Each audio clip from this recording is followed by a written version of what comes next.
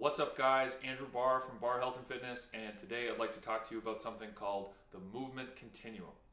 The reason why I wanted to share some information about the Movement Continuum is because it is an extremely well-researched concept within the exercise science community, but it is not something that is horribly well understood amongst the general population. And as far as general health and fitness knowledge goes, this is probably one of the most universally applicable concepts that everybody should at least be familiar with.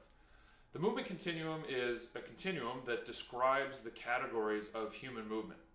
At one end, we have sedentary behavior, or sitting still. In the middle, we have physical activity and just generally moving around. And at the other end, we have exercise. And we're at a point now in the exercise science community where we really understand not only the minimum effective dose, but also the optimal dose for each type of behavior. And there's a way to capitalize on this continuum to reap tremendous health benefits. And in my experience, this information can be relevant for even elite athletes and also people who are at the other end of the spectrum who maybe are just starting to think about exercising. So let's start off by talking a little bit about sedentary behavior. This doesn't include sleeping, but this is sitting still. So whether you have a long commute or you watch TV in the evenings, or if you have a desk job, and let's be honest, one of those three describes most of us these days.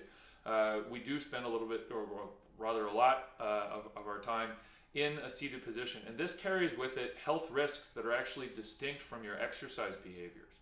So what do we do about sedentary behavior? It's not really possible to just not sit at all. But probably the best way to mitigate the negative effects of sedentary time is to simply move every hour. And I use move in the broadest term possible, whether that's getting up and stretching quickly, whether that's walking to the bathroom, or something, maybe you have your own ritual where you do 10 jumping jacks or something. There are a lot of different ways that you can break up sedentary time. The key is to try to not let yourself sit for longer than 1 hour. Obviously, there's going to be the occasional point where this is impossible. A long car ride would be an example. But I've worked with individuals who I've shared this information with, and at first they've told me, oh no, I have these long meetings, there's no way I can do that. But then after a few months, they decide they want to prioritize their health, and they might start standing up in the middle of meetings, and that can actually lead to a culture shift in a corporate environment where the culture of your office is that people do stand up and move around, even during important talks. Next, let's talk a little bit about physical activity. So this is the middle section of the movement continuum. And although this applies to activities of daily living and things like gardening, when we're talking about physical activity, what we're really talking about is walking. So what we know about walking from a variety of studies, from various organizations like the Center for Disease Control and the National Health Survey, we know that 150 minutes per week of walking is enough to provide tremendous health benefits regardless of the health outcome measure we're looking at, whether it's diabetes, heart disease risk, controlling blood pressure, you name it. So that's 150 minutes per week, which works out to 30 minutes a day, 5 days a week. This is one of those things where up to a pretty high limit, more is better. If you're trying to get a little bit healthier and you're not doing too much in the way of movement right now, if you want to start with walking, that's an excellent way to start. Make sure you're hitting that 30 minutes a day, 5 days a week threshold to get some benefits, and you can get more and more benefits as you increase that dose. One more important thought on walking is it does need to be accumulated in bouts of 10 minutes or more. So there's a lot of different ways that you can get your 30 minutes in, whether it's 3 10-minute walks or 2 15-minute walks, or maybe go for one long walk. It all works. So that brings us to the final aspect of the movement continuum, which is also the most interesting and the most complicated to discuss. And that is, of course, physical exercise, which can be loosely defined as movement for the sake of movement. If we were to contrast that with physical activity, there's often some other purpose to the physical activity that you're doing.